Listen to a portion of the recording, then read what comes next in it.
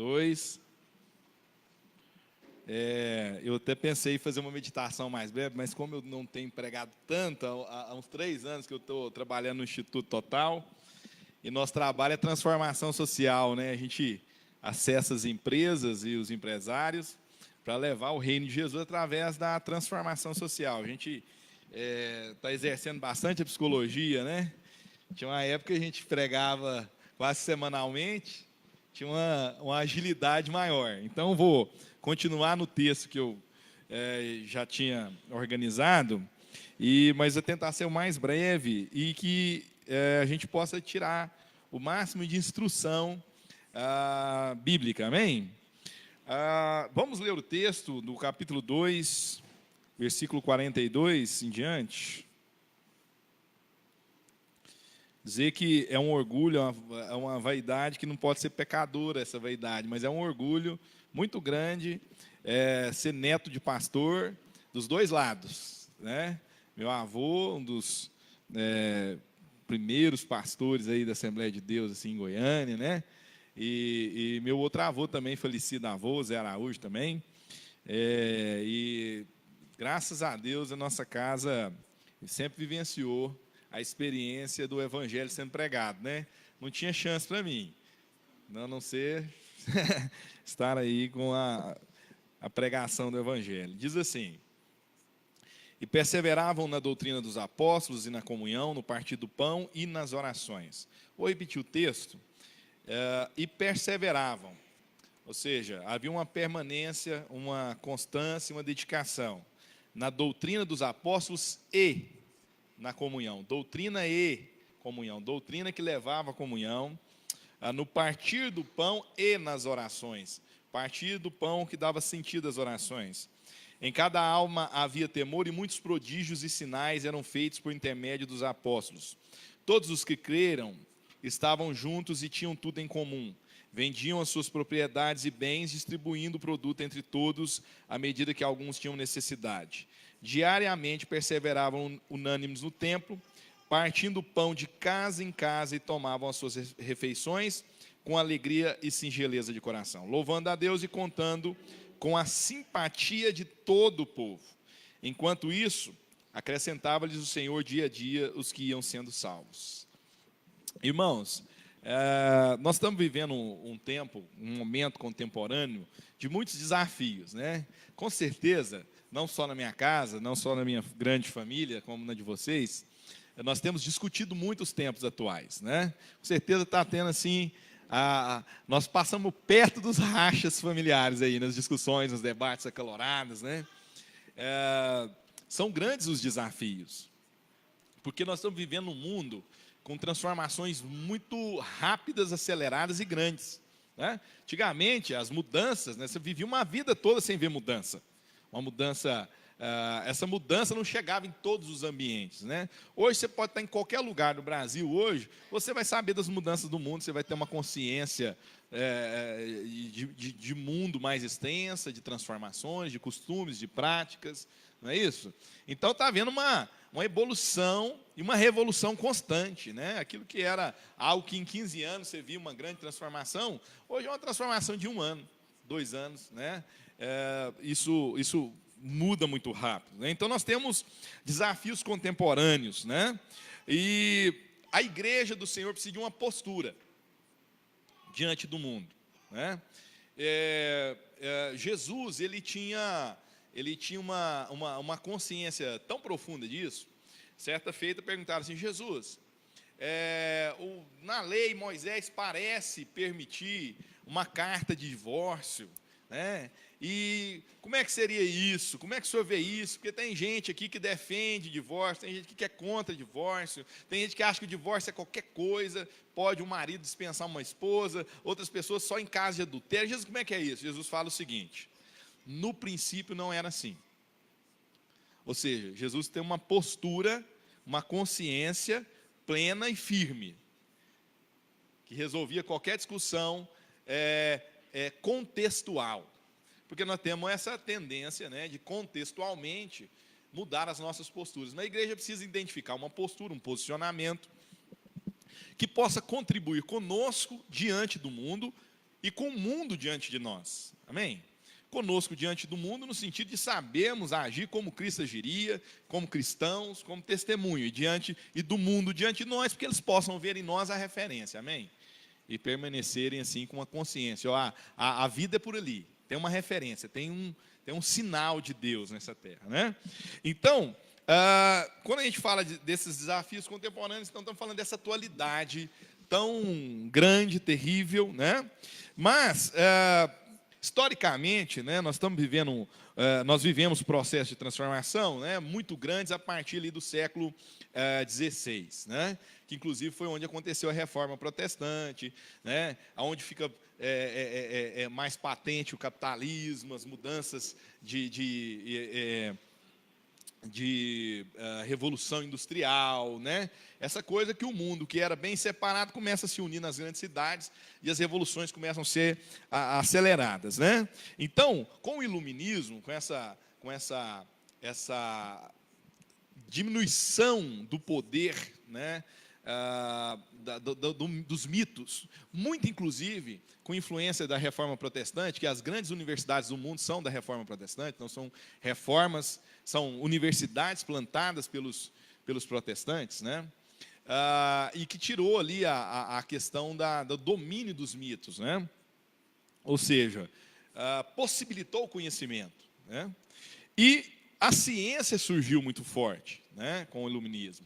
E com essa revolução da modernidade, né, algumas coisas vieram a acontecer. Primeiro, que a ciência disse agora que o homem poderia ser livre do poder religioso.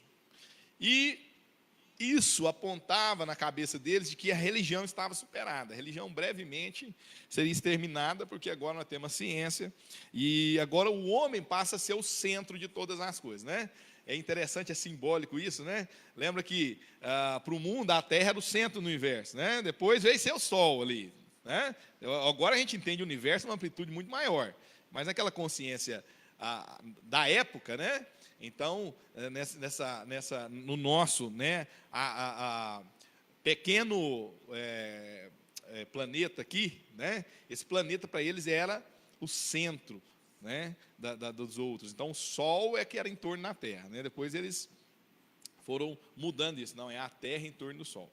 Então, agora eles entenderam o seguinte: nós estamos em torno de Deus? Não, agora é tudo em torno do homem. O homem é o centro de todas as coisas, né? A medida de todas as coisas. Então, eles entenderam que tinha uma autonomia da razão, que o homem agora não dependia mais desse Deus, né? Então, a ciência e a razão vão salvar o mundo. Isso é a modernidade, isso surge ali como a solução de todas as coisas. Logo vem frustrações, né? A história vai seguindo, século XVIII, XIX, vão trazendo muitas frustrações para o povo, século XX, né? Então, qual que são as frustrações? A ciência produziu as guerras mais mortais que poderiam existir, não é isso? Então, a ciência, que era a salvação, se tornou a maior causa de morte, com as grandes guerras, por exemplo, né? As soluções políticas e filosóficas que eram criadas como soluções sociais, né? E a gente pode ter o grande sinal disso, não que não existam outros, né? Eu quero citar isso como é um grande sinal hoje no mundo, é a solução do marxismo, que viria como uma soteriologia, né? Uma salvação social, né? Havia instrumentos de conhecimento, de reflexão, né, que poderiam salvar o mundo de poderes, de dominações, né? Poderiam fazer as grandes soluções do universo. Agora, através da ciência, nós tivemos as grandes decepções mundiais, justamente a partir dessa ideia de que a ciência salvaria o mundo, né? Então, todos os ismos, as propostas, elas foram se frustrando. A ciência foi demonstrando que ela não tinha capacidade de salvar o mundo e que Deus não estava tão morto assim, né? Vocês lembram lá do Nietzsche, falava assim: Deus está morto, né? Então, a gente percebe o surgimento, o ressurgimento da noção agora do transcendente. Mas agora o povo, né, começa a buscar algo que seria místico, esotérico, porque começa a perceber que, bom, não explica todas as coisas, existe algo além, certo? E com essas decepções científicas, né, a gente começa a pensar assim, bom, não existe uma verdade absoluta. Todo mundo que decide entender uma proposta científica, ele tem uma ideia, ele se agarra àquilo, mas não existe verdade absoluta. Essa verdade é só de momento, né? Ela é contextual, ela é pessoal, mas ela não serve para todos, ela não serve para tudo, e a gente começa a pensar assim, não existe verdade absoluta. E a gente começa a ficar subjetivista. Não, é a sua verdade que é importante. Eu quero saber da sua verdade. Essa é a minha verdade, a sua verdade é diferente da outra verdade. Então, cada um tem sua verdade, cada um é livre para viver sua verdade. E a gente vai vivendo esse subjetivismo. E isso, a tudo isso, a todos esses fenômenos, né, a gente vai dando o nome de pós-modernidade. Então, a modernidade agora começa a se amplificar, né? Agora Deus não está tão morto, mas também é o Deus de cada um. Entende? Então, a gente começa a dizer o seguinte, não existe natureza humana. Humano é construído o tempo inteiro, é uma construção social, uma construção histórica, o humano é construído o tempo inteiro. Não existe natureza humana. Ninguém é alguma coisa. Você está sendo mulher hoje, amanhã você pode não ser mulher. Está sendo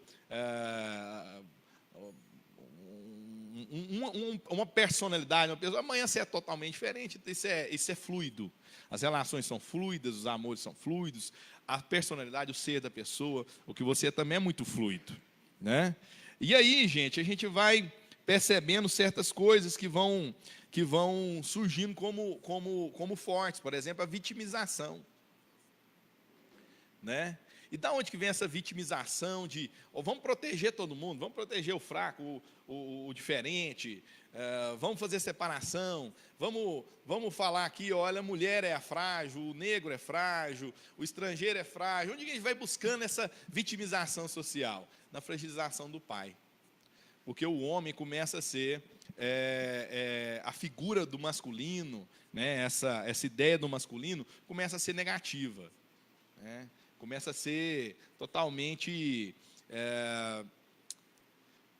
criticada em todos os sentidos, né? Então, tudo que se remonta, né, que lembra o masculino, começa a ser mal visto, entendeu? Por exemplo, é lógico a gente ser contra o machismo defendendo o feminismo? Não é uma coisa meio estranha, né? A gente vai fazer uma crítica a um ismo, criando outro ismo. Entende? Então, tudo que tem a ver com ordem, com força, com autoridade, com viril, com paternalismo, né, com tradicional, todos esses termos que são ligados ao masculino começaram a ser negativos na nossa sociedade, né? E nós estamos vivendo o quê? Nós queremos desconfigurar e desestruturar o masculino, né? Então, nós começamos a ter liquidez das relações, né? Que a relação líquida, a identidade do sujeito, gênero, classe, etnia, né? Daqui um dia ninguém é brasileiro. Você é brasileiro, mas você não é tão brasileiro, você pode ser outra coisa, amanhã, né? Daqui um dia nós podemos chegar ao ponto de você falar assim, não, me sinto um animal. Bom, você não é mais homem, você é um animal, né? Essa é a proposta. No final, no extremo dessas ideias, nós vamos chegar nesse ponto, né? Então, esse mundo interligado, global, né? Nós estamos aqui, nós temos uma acessibilidade global. Você fala com qualquer pessoa em qualquer lugar do mundo. Nós temos uma língua que une as pessoas do mundo, né? Ainda que nem todos dominam, como eu, né? Não sou um fluente em inglês, imagino a maioria de nós. Mas com o mínimo de uma língua estrangeira como o inglês hoje, você fala com o mundo, né? E se você não souber muito, você traduz essa língua facilmente hoje num app, no seu Google, etc., né? Então, hoje a comunicação, nós temos um mundo de uma ideia, existe uma força global no mundo, né? Existem resistências a essa força global, que são as instituições. Por isso que a instituição é tão mal vista. Instituição do casamento, instituição religiosa, né? Qualquer nível de instituição é tão mal visto. Por quê? Porque isso seria as últimas resistências de uma ideia de mundo global que pode ser imposta, né? Então, nós queremos um governo, nós queremos uma ideia, nós queremos uma mente, etc. Né? Queremos ser todo mundo diferente para ser todo mundo igual, entendeu? Essa é a grande mentira, né? Cada um pode ser diferente para ser todo mundo igual, ou seja, vamos respeitar uma lei geral de mundo que desestrutura aquilo que é importante desestruturar para que haja dominação. Mais ou menos assim. Se é que os irmãos estão me entendendo, eu estou sendo bem rápido para a gente agilizar, né? Ou cabermos dentro do tempo. Mas a igreja de Atos dos Apóstolos, ela nos dá uma referência. A igreja surge em Atos dos Apóstolos, né? Historicamente, depois da ascensão de Cristo, né? Então, nós tínhamos o povo de Deus, mas a igreja, a noiva de Jesus, ela nasce ali com a vinda do Espírito Santo. Amém, irmãos? Então, ali nasce o corpo de Cristo, ou seja, onde o próprio Cristo, através do Espírito Santo, habita em nós, a nossa natureza é transformada, e agora nós somos essa parte de Cristo, né? Ele é o cabeça, nós somos o corpo, amém? Então, o surgimento da igreja se dá ali no livro de Atos, por isso que é tão importante ler o livro de Atos, para você ter uma noção do surgimento da igreja e como que era a igreja do Senhor Jesus. Mas nós temos no surgimento da igreja do Senhor Jesus um contexto histórico, né? Os irmãos sabem que Roma era o poder mais global da terra, né? Então, claro que havia limitações desse poder global, né? Porque havia algum povo ainda que Roma não tinha alcançado, mas do mundo conhecido, Roma era o grande império que dominava as grandes regiões do mundo, né? Do mundo conhecido, né? Nós tínhamos uma ação global do império, né? Então, Europa, Ásia, África, né? Nós tínhamos uma cultura que era valorizada, porque à medida que esse império global tomava conta, né? Havia uma classe que dominava, entende? E essa classe que dominava, que tinha essa cultura, era a cultura valorizada, era a cultura nobre, honrada, né? Que era essa cultura greco-romana. Então, a arte, língua, religião, uma religião politeísta, né? Essa arte de influência grega, etc. Tudo isso era o que era valorizado. Se era inteligente, se era importante, se era legalzinho, se era, né? Se você fizesse parte dessa turma, né? Mas, como fruto dessa cultura, nós tínhamos algumas semelhanças, né? É muito interessante, semelhança. É claro, irmãos, que são apontamentos, não tem como comparar uma época com a outra, no sentido de revoluções tecnológicas, etc. Mas nós podemos perceber algumas similaridades. Então, um poder global, né, um governo global, uma língua, uma arte, uma religião dominante, que era mais valorizada, né? O humano era coisificado, muito parecido com o momento que nós vivemos, né? Hoje, gente é menos importante no mundo do que cachorro. E olha que cachorro é muito legal, muito bom. Eu sou defensor da saúde dos animais, proteção dos animais, etc. Gosto de cachorro, né? Mas hoje, uma violência ao animal mexe muito mais com o ser humano do que uma violência a uma pessoa, com certeza. Não há dúvidas, né? Que o animal hoje ele vai tomando assim um lugar muito mais importante do que crianças, né? Hoje tem pessoas que preferem ter cachorro, etc. Né? Um amor muito mais dedicado, chama muita atenção, mexe muito mais com as emoções das pessoas. Então, o humano hoje é quase que coisificado, ele é um material, né? Ainda que a gente fala muito de humano, de humanidade, não, mas nós estamos coisificados, né? Estamos animalizados. Você vê do humano, você fala assim, isso é gente ou é bicho? Né? Aquilo que nos trazia semelhança de homem, aquilo que você fala assim que é humano, característica do ser humano, está acabando nas pessoas, né? E nós estamos vendo ações, a gente fica sabendo de notícia e fala assim, rapaz, o ser humano está se animalizando. O animal está virando gente, mas a gente está virando bicho, né? Então, naquela época, né, também o ser humano era animalizado. Inclusive, alguns personagens, como o escravo, né, havia aquela influência grega, né, do escravo, da mulher, não ter tanto valor, né?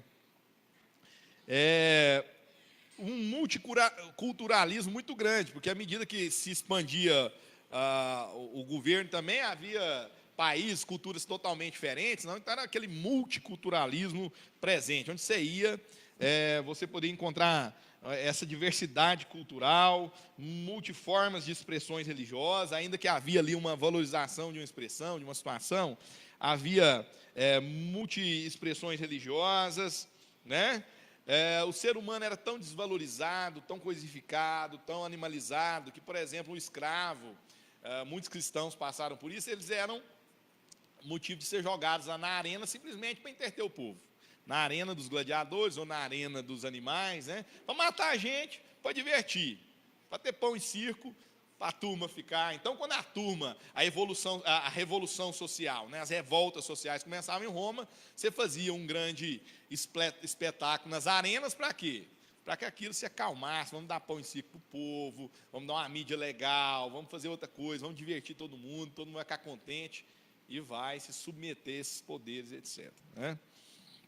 Então, o império também era um império de muita corrupção política, né? Muita corrupção política. Havia compra de votos, havia, né, muitos imperadores, por exemplo, compraram os senadores, era uma coisa constante, essa compra de poder, né? Tão interessante que no tempo de Jesus, lá no tempo de Herodes, tinham 2 sumos sacerdotes. Como é que existe um sumo sacerdote? Como é que são 2? Como é que são sumos? O sumo é o maior, né? Não, mas politicamente eles me jogam lá mais um, então tem 2 sumos sacerdotes. Entendeu? Tanto que essa influência era até com a religião. Comprava-se até os religiosos. E os religiosos também compravam os poderes. Né? Intolerância religiosa demais. Né? Vocês veem que João Batista foi perseguido, Jesus foi perseguido, né? Os apóstolos foram perseguidos. E se os judeus ficassem muito alegres também com a sua religião, sem submeter, né, também eram perseguidos. Então, é uma perseguição, intolerância religiosa, como nós vemos hoje. Né? Então, tudo aquilo que é doutrinário, que é mais organizado, hoje no mundo é muito perseguido. Né? O cristianismo, principalmente, porque o cristianismo não se submete, teoricamente, não deveria, aos ismos. Né? O cristão não deveria se submeter a isso, porque nós temos um governo. E essa é a grande crise do mundo. A gente fala que tem um governo, nós temos um reino e nós temos um rei. E para os reis da terra, isso é sempre um problema. Amém? Então, como nos tempos atuais, né, nós vamos reagir a isso? E aí, esse contexto do capítulo 2 nos expressa esse nascimento da igreja de forma muito interessante e nos dá sinais. Então, a gente, como igreja, nós temos um sinal na igreja, no surgimento da igreja, de qual é a postura da igreja, né, de qual é o surgimento, qual é a origem, e como Jesus disse, não foi assim no princípio, a gente vai lá no princípio e tem um sinal. Amém? Então, como igreja, nós temos um sinal. Vamos olhar no princípio, né? Então, depois em casa você pode ler, né, o contexto literário de Atos, capítulo 1, né, ali, e saber tudo que estava acontecendo. Né?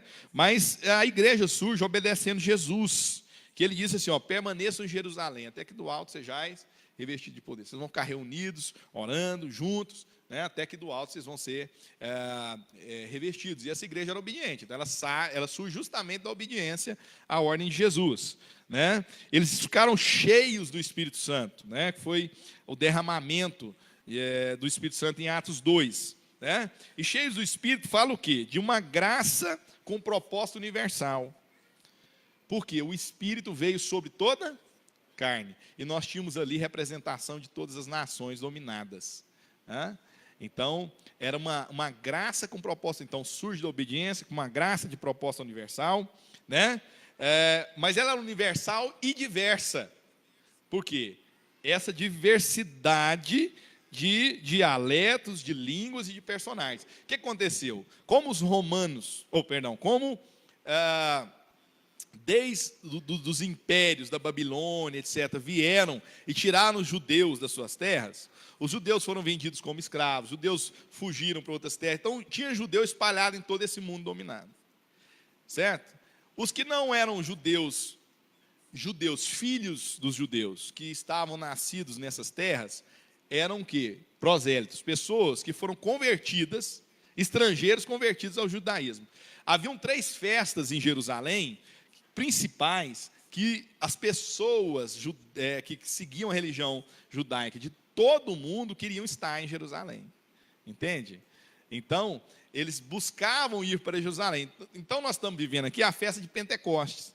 Então, tem gente do mundo inteiro reunida em Jerusalém, quando o Espírito Santo vem para surgir a igreja, da obediência da igreja, com a bênção universal, mas também diversa. Por quê? Porque ela está acessando pessoas de todas as línguas, porque veio o Espírito Santo e eles começaram a falar o quê? Na língua dessas pessoas.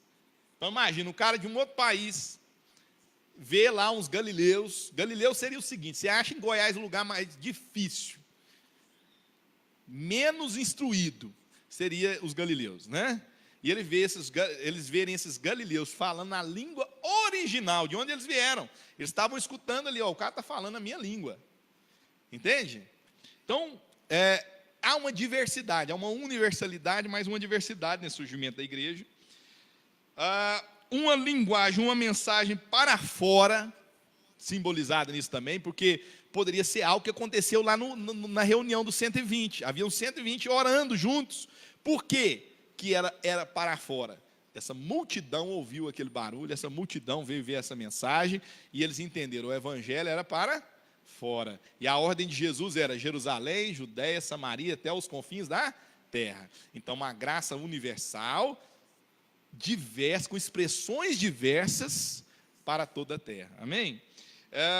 O controle era total do Espírito Santo na igreja. Por quê? Eles falavam, de acordo com o Espírito Santo, lhes concedia que falava. Havia uma direção total do Espírito Santo. E você vai vendo a igreja nos seus primórdios fazendo assim, ó, Espírito de Deus, para onde nós vamos? O que nós vamos fazer? Onde o Senhor quer que a gente vai?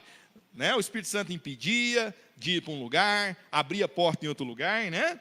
Então, mas também uma pregação bíblica, uma igreja de uma pregação bíblica e cristocêntrica. Quando acontece essa descida do Espírito Santo, aquilo chama a atenção de todo mundo. Os caras falando na língua deles, Pedro viu aquela coisa, o povo começou a pensar, esse povo ou está bêbado, ou está louco, ou está acontecendo um fenômeno esotérico aqui. Pedro se levanta, pega as escrituras e começa a pregar a palavra. E ele pega uma palavra bíblica, porque ele começa a citar toda a história bíblica, para falar de que aquilo era o cumprimento do Espírito Santo, como disse o profeta Joel, mas para confirmar o reinado, a vida de Cristo. Então era cristocêntrico, bíblica e cristocêntrica, porque você pode fazer uma pregação usando a Bíblia, mas não ser cristocêntrica. A igreja era cristocêntrica, né? É de um forte movimento evangelístico, como meu avô falou ali, do evangelização, né? Então essas pessoas, a igreja, ela entendeu o seguinte, é para pregar, é para levar o reino, é para levar a verdade, né? Então só na pregação de Pedro foram 3.000 convertidos, mas dia a dia eles ganhavam vidas, eles traziam vidas, né, para o conhecimento de Jesus Cristo, né? Então, havia também uma perspectiva, um entendimento, uma compreensão desse evangelho cristocêntrico, irmãos, contextual. Não era um povo assim que ficava pregando aquela coisa sem ter uma noção do todo. Tanto é que no versículo 40 lá diz o seguinte, com muitas palavras e de muitas formas, a pregação dos apóstolos era: salvai-vos dessa geração perversa. Havia uma consciência de dominação daquela geração, daquele poder que imperava, de como que a igreja tinha que se posicionar diante daquilo. Então, a igreja era acolhedora, batizava, orientava, supria e discipulava dentro daquele ambiente e contexto, né? Então, Lucas resume e define o espírito e a postura dessa igreja, que nasce cheia do Espírito Santo, nesse terrível contexto histórico e social da seguinte forma. Então, amém? Seguir aqui, poder de Roma, esse mundo global, de muitas coisas semelhantes, muito parecidas com o que nós estamos vivendo hoje, uma igreja surgindo, um poder de Deus, para falar com diversidades, para falar com toda a terra, todo mundo, é para falar para todo mundo, é para falar em diversas línguas, diversas expressões, né? Porque essa é a nossa vocação, né? De levar a verdade, levar a vida com uma referência que é Cristo, amém? Agora, Lucas fala qual era a postura da igreja, é sobre isso que nós vamos firmar a nossa consciência aqui. Primeiro ele diz assim, e perseveravam na doutrina dos apóstolos. Então, diante desse mundo atual que nós estamos vivendo, irmãos, se nós podemos nos orientar naquilo que era a igreja primitiva, nós temos que voltar a ser uma igreja da doutrina. Amém? Então, o John Stott, falando desse momento da igreja primitiva, ele fala assim, eles não estavam desfrutando de uma experiência mística que os levava a negligenciarem o evangelho. Muita gente vem para a igreja buscando experiências, e a igreja tem experiência para oferecer, tem vida, tem momentos, tem um monte de coisa para oferecer. Mas não se resume a isso. A igreja do Senhor Jesus, ela era forte porque ela tinha uma consciência, uma firmeza e uma busca doutrinária, de entendimento de quem nós somos em Deus, por que Deus criou esse mundo, quem nós somos em Deus, qual o objetivo da igreja nessa terra, qual o plano de Deus para as nossas vidas, entende? Essa consciência doutrinária, o que é redenção, o que é salvação, né? Que é a proposta de Deus para a terra, para a igreja, para o mundo, isso está nas Escrituras, e isso precisa ser uma consciência apostólica. Quando a gente fala apostólico, eu sei que tem muita gente dando o título de apóstolo, apóstolo disso, apóstolo. Irmãos, apóstolo é o fundamento, apostólico é o fundamento, certo? Apostólico é a doutrina que nos foi trazida pelos homens que andaram com Jesus, para a igreja do Senhor Jesus, amém? Então, aquele povo que tinha lá, eles não estavam lá vivendo aquilo ali, agora vamos viver a glória de Deus, a unção de Deus, o negócio é unção, sem consciência doutrinária, porque unção, momentos nós temos assim, tem momento que nós estamos fervendo, tem momento que o céu parece estar fechado, parece que nós estamos numa guerra espiritual profunda, e aí é onde que muita gente abandona. Por quê? Porque não está vivendo os fervores, né, emocionais. Não, nós temos que ser firmados numa consciência da palavra. Está chovendo, estamos alegres, está sol, estamos alegres, entendeu? Está com seca, estamos alegres, porque nós temos uma consciência doutrinária que nos firma, né? John Gresham Machen, um livro que eu estava pesquisando, ele fala assim, se há um fato bem claro, é que o movimento cristão não era somente um estilo de vida, mas uma vida fundamentada em uma mensagem, era uma doutrina. Então não era um estilinho de vida que está nascendo. O evangelho é um estilo de vida, é verdade. O evangelho é viver em amor, é verdade. Mas nós temos que viver fundamentado numa doutrina, num entendimento, numa consciência. Então, nós estamos vivendo hoje, por exemplo, liberalismo teológico, esse mundo aí que tudo é verdade, cada um tem a sua verdade, surgiu o liberalismo teológico. E o liberalismo teológico está falando o seguinte, a Bíblia não é a palavra de Deus, ela contém Deus lá, contém mensagem de Deus, contém a palavra de Deus, mas não é. Entendeu? As críticas textuais, não, porque esse texto é antigo, porque naquela época, quem garante? Entendeu? Então nós estamos vivendo isso, esse desvalor da palavra, né? Então nós temos que voltar para isso. Segundo João, segunda carta de João, no versículo 9, fala o seguinte, porque lá não tem capítulo, é só um capítulo, é só um versículo, só os versículos. Todo aquele que ultrapassa a doutrina de Cristo e nela não permanece, não tem Deus. Isso é muito forte. Porque nós estamos vendo um monte de gente aí falando de Deus, Deus, Deus, mas às vezes não tem entendimento de quem Deus é, o que é a igreja do Senhor, entende? E aí não tem Deus. Por quê? Porque eles converteram tudo menos ao Cristo, tudo menos ao Evangelho. Né? Paulo, no versículo 10 ainda fala assim, quem vem falar com vocês sem doutrina não recebais. Onde que a igreja às vezes perde muita coisa? É gente que está vivendo experiência, e dessa experiência ele vem compartilhar. Aí a experiência dele é poderosa demais, ele não tem consciência de doutrina, todo mundo entra na experiência, amanhã a igreja está lá, afastada de Deus, e é isso que tem acontecido. Né? Paulo orienta Timóteo na segunda carta, no capítulo 4. Prega a palavra, Timóteo. Então, Timóteo é um pastor que Paulo está treinando, né? Que Paulo deixou lá nas cidades para estabelecer igrejas, estabelecer líderes, e ele fala para Timóteo, prega a palavra, corrige, repreende, exorta com toda longanimidade e doutrina. Amém? Isso é muito forte, né? Mas, irmãos, quando a gente fala de doutrina bíblica, de sermos uma igreja bíblica, seja um povo que tem sede da palavra, que vem para os cultos de ensino, que compra livros bem orientados, de pessoas, né, referenciadas, referendadas, né, porque conhece a doutrina, não só livros de experiência, etc. A gente tem que entender o seguinte, que uma igreja que tem muita doutrina, mas não tem vida de Deus, é uma igreja fria. Né? É uma igreja fria. E às vezes é uma igreja que pune as pessoas, é uma igreja que julga as pessoas. Às vezes se torna uma igreja que se acha melhor que os outros. Então, é interessante que a Bíblia fala o seguinte, olha, perseverar na doutrina do apóstolo e na comunhão. O que ele está dizendo? Que essa doutrina levava aquele povo a ser mais sensível. Essa doutrina, esse conhecimento bíblico, era uma verdade em amor, porque a essência e o espírito da verdade é o amor. Então, uma verdade sem amor, ela perde poder, ela perde força, porque ela não tem vida. Entende? Ela não é para nos separar, ela é para nos levar, nos aproximar, nos trazer como resposta. Entende? Então, nós temos que ter firmes na consciência de quem nós somos em Deus, o que a igreja é em Deus, qual o papel da igreja, mas isso tem que nos encher de sensibilidade. Amém? Então, eles perseveravam naquilo que no grego é chamado de koinonia, né? Que é uma vida cristã comum. Estavam juntos, né? No versículo 44, estavam juntos, tinham tudo em comum, compartilhavam tudo que era deles, né? No versículo 47, fala que a igreja caía na graça de todo o povo. Por quê? Porque ela tinha um real compromisso com a vida do próximo, porque à medida que eles conheciam de Deus, mais sensíveis, mais amorosos e mais compromissados com as pessoas, a igreja se tornava. Amém? Então, o Antônio Carlos Costa, ele fala um negócio muito interessante num livro dele. Ele fala assim, vivemos em nossa igreja uma verdade aterradora. Pessoas estão sendo ensinadas do púlpito a viver tão somente para a manutenção da estrutura eclesiástica, a estrutura de igreja, e a ver como desperdício de vida o tempo gasto no trabalho. O que está acontecendo, irmão? Nós estamos ensinando para as pessoas assim, olha, Deus é aqui. Saiu daqui, você vive a sua vida. E as pessoas não entendem que o trabalho, a vocação é algo espiritual.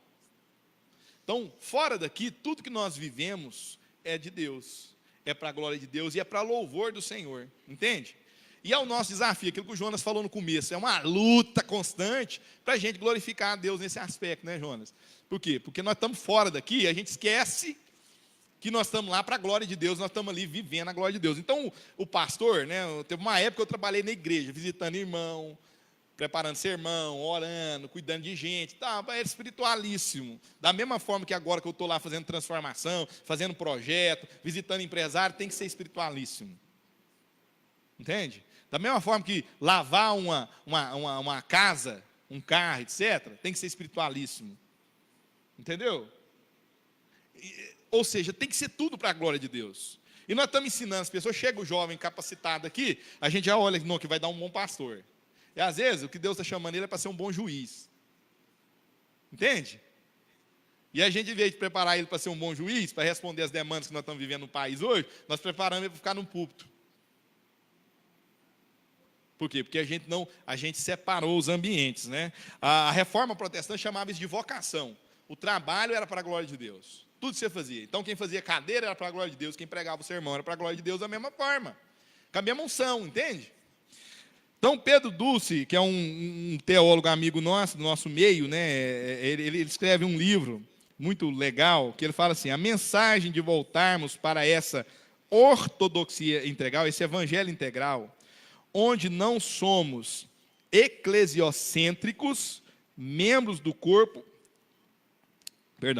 a mensagem da igreja reformada era para voltarmos para uma ortodoxia integral, onde não somos o quê? Eclesiocêntricos, igrejocêntricos, mas membros do corpo e agentes de transformação nas esferas da vida. Se é comércio, se é empresa, se é profissional, se é cuidadora do seu lar, né? Essa é a sua esfera de atuação. Glorifica a Deus na sua esfera. Você é mãe, você é pai. Então, o que você entendeu de Deus para ser mãe, para ser pai? Porque às vezes o pastor está lá entendendo de Deus para pregar. O que você está entendendo de Deus para fazer na sua ação, onde você vive e aonde você age, né? A Lausanne, às vezes, teve uma época, a igreja fez uma grande reunião em 1974, e vários personagens do mundo todo para falar o que era o papel da igreja, o que é o evangelho.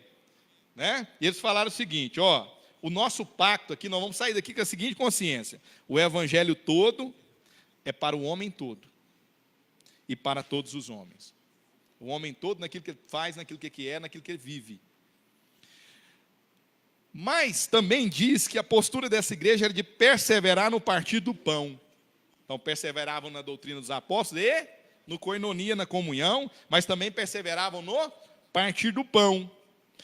Irmãos, Jesus sempre estava na mesa. É certo uma coisa, onde Jesus estivesse, ele estava numa mesa comendo. Sim ou não?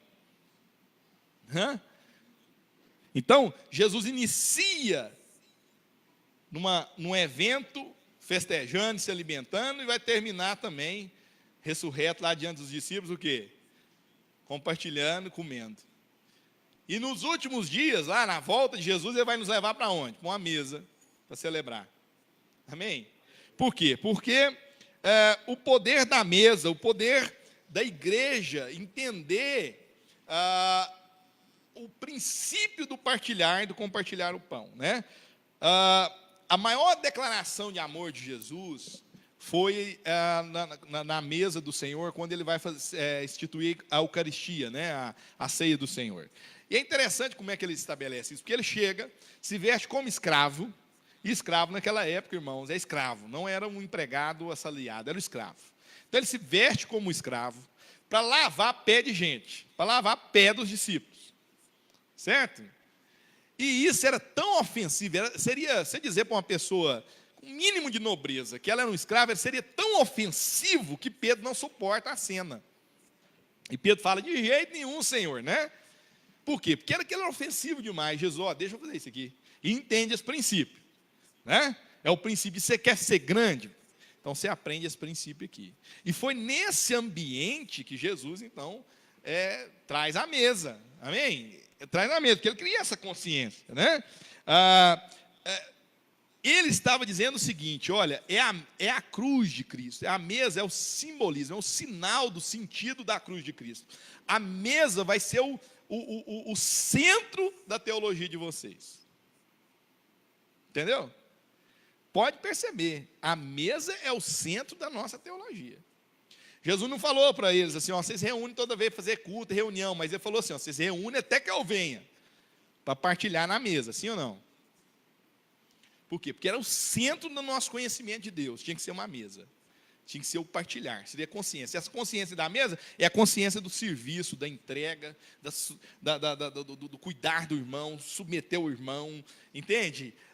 Dar a vida pelo irmão. Então Jesus faz aquilo na mesa, ele fala assim, esse é meu corpo, é partido por vós, façam isso, viva assim, partindo, viva entregando, viva dividindo, viva partilhando, viva para o outro, não é isso? Esse é o centro da nossa teologia. Então, os reformadores, por exemplo, diziam o seguinte, a ceia, esse ambiente de partilha do pão, é a palavra visível. Então, Agostinho de Hipona falava isso, que a mensagem visível tem a mensagem pregada, tem a mensagem visível. Qual que é a mensagem visível? A ceia do Senhor, partir do pão. Né? Que seria o quê? Um sinal visível de uma graça invisível, como nos ensina João Calvino. Né? Então, interessante que nós temos aos discípulos de Emaús, que eram pessoas que tinham andado com Cristo, estavam no caminho de Emaús, né? Eles estavam saindo ali de Jerusalém no caminho de Emaús, e eles estavam decepcionados, chateados, tristes, porque Jesus morreu, foi tão bom, foi tão lindo, foi maravilhoso, aprendemos, mas agora, como é que vai ser? Aí Jesus surge, né? Não sabemos em qual circunstância que eles não reconheceram Jesus fisicamente, né?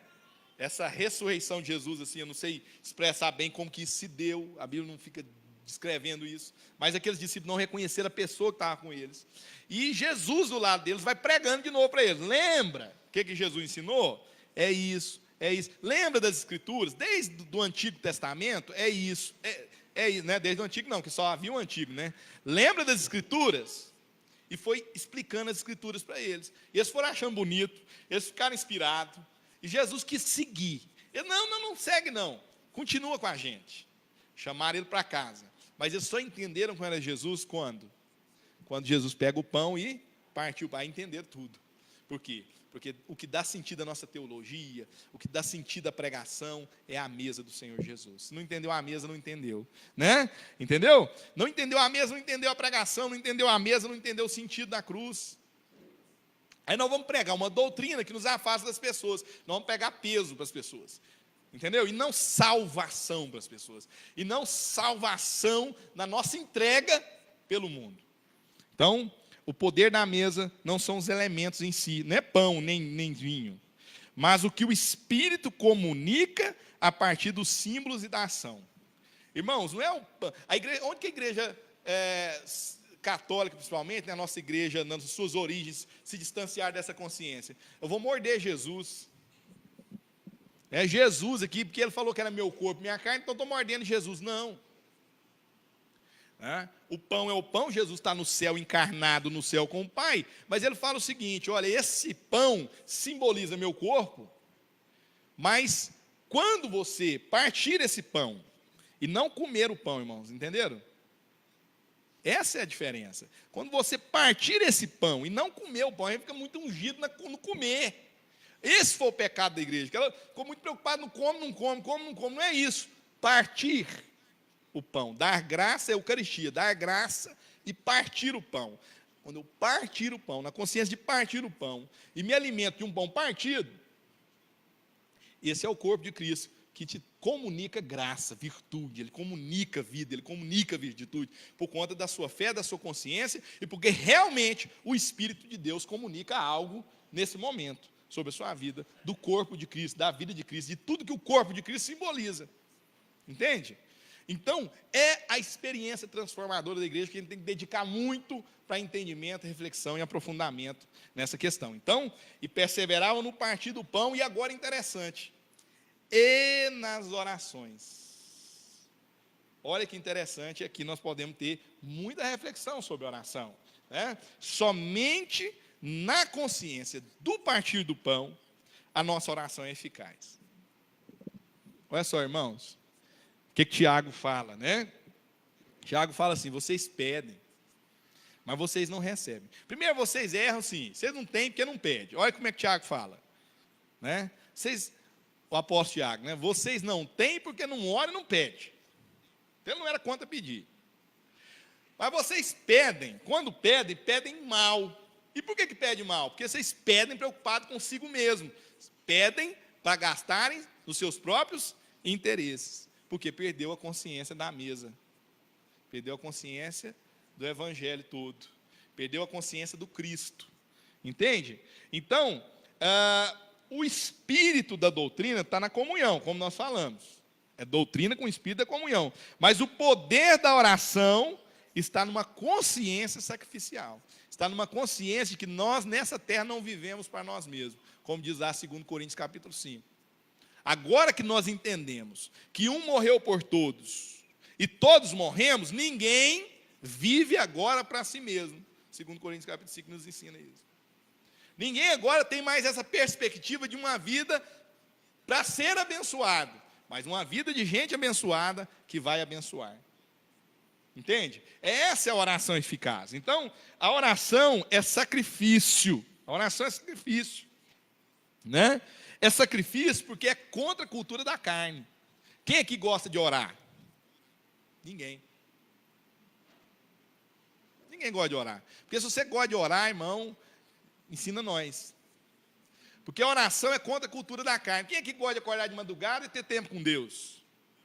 Quem aqui gosta de separar aquele tempo, falar, esse tempo é do Senhor, vou me entregar totalmente, largar o celular que fica ali, né? Mensagem o tempo inteiro, notícia da família, notícia do mundo, né? Para se reservar totalmente uma experiência com Deus. É contra a cultura da carne. Entende? É contra a cultura da carne, é sacrifício. E nós, quando nós fazemos isso com a consciência, que não é para nós mesmos, não é para ser o abençoadão, mas é para entender tudo que Deus tem para fazer nesse mundo através da minha vida, isso faz toda a transformação no poder das minhas orações.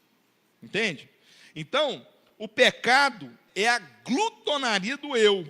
A oração é o sacrifício vivo pelo nós. O que é o pecado? O pecado é o deixa eu comer.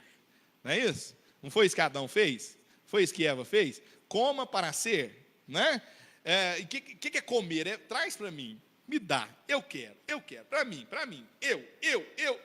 Isso é o pecado, o sinal do pecado, que a Bíblia fala que o pecado é ter o ventre como Deus.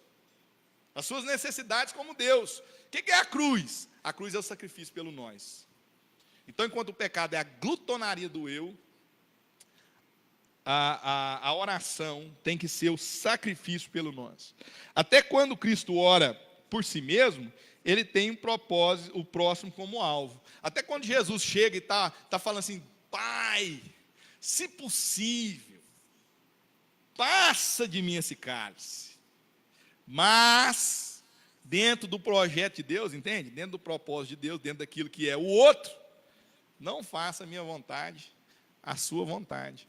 Porque eu não vou perder o privilégio de viver, de ser um sacrifício pela vida do meu próximo, dos meus irmãos.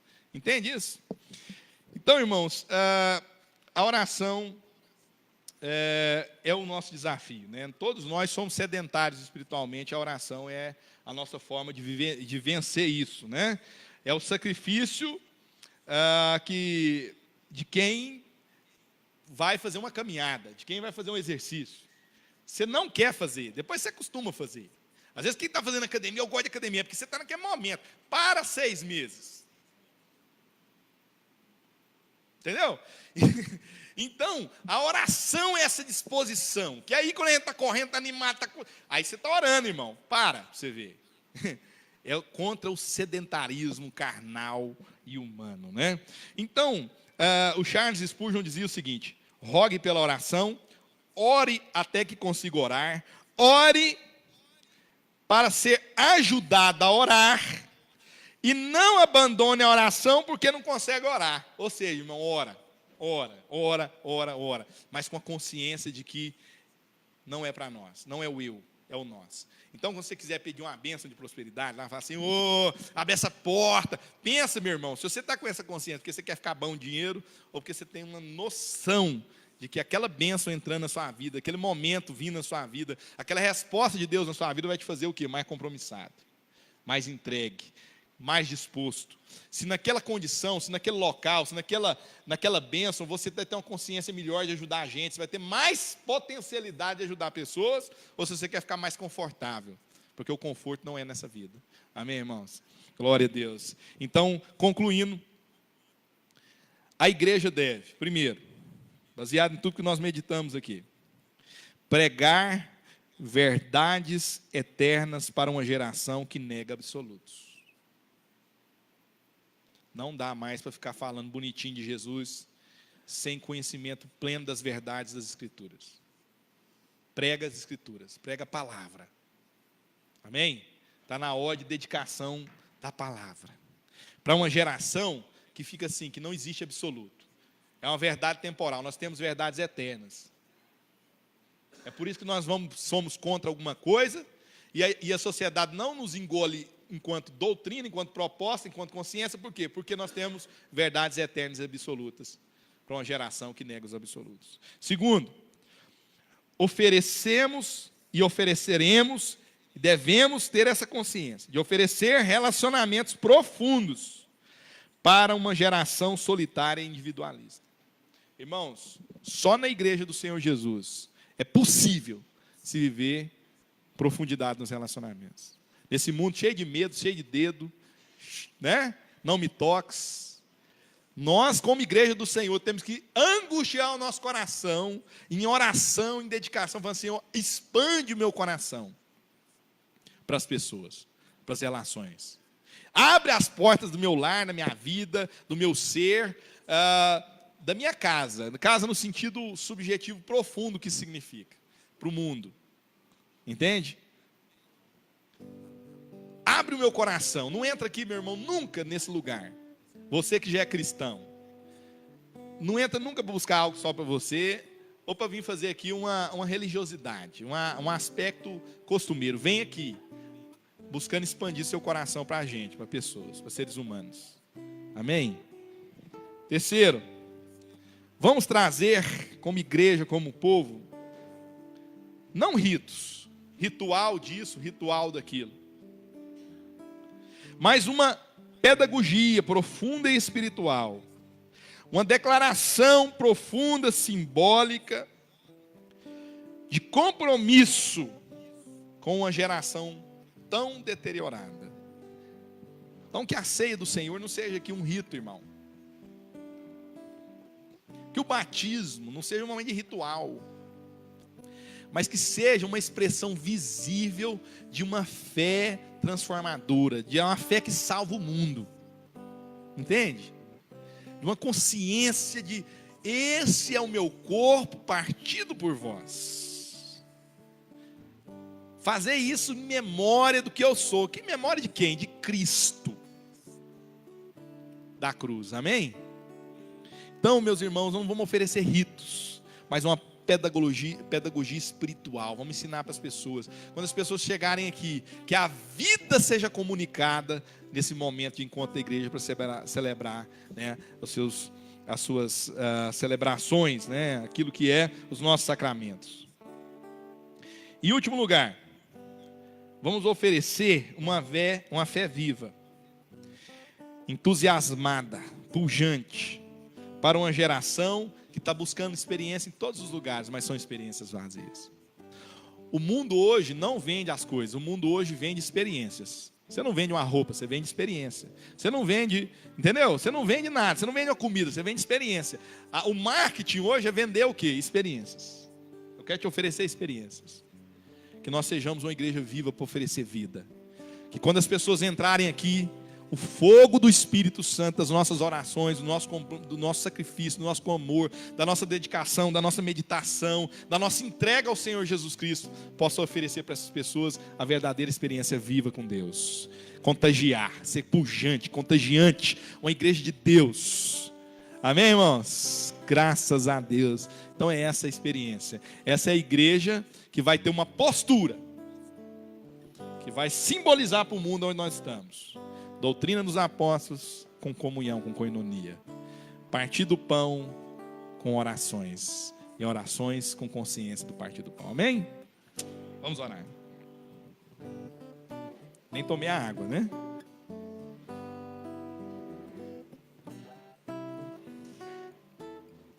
Pai bondoso, eu quero agradecer o Senhor. Agradecer o Senhor pelo seu Filho Jesus. Pelo Cristo da cruz. Tudo isso e por tudo isso que isso significa, né?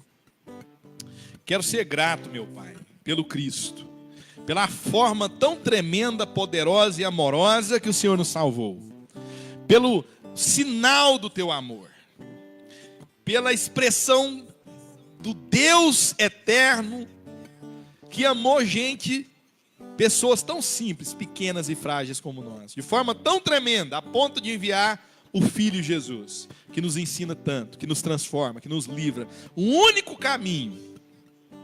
Obrigado, Pai, pela palavra de Deus. Obrigado pelas escrituras sagradas. Obrigado porque o Senhor instruiu, inspirou homens a escrever para nós a mensagem do Evangelho, de forma que ainda que não estivemos lá nos dias de Cristo, nós temos Cristo aqui. Uma experiência viva, pelo Espírito Santo, com a ajuda do Espírito, podemos ter uma experiência com Cristo profunda através das Escrituras. Pai, eu te agradeço. Eu te agradeço pelo Espírito derramado à igreja, porque o Senhor trouxe um Espírito Santo, o Senhor trouxe o próprio Deus.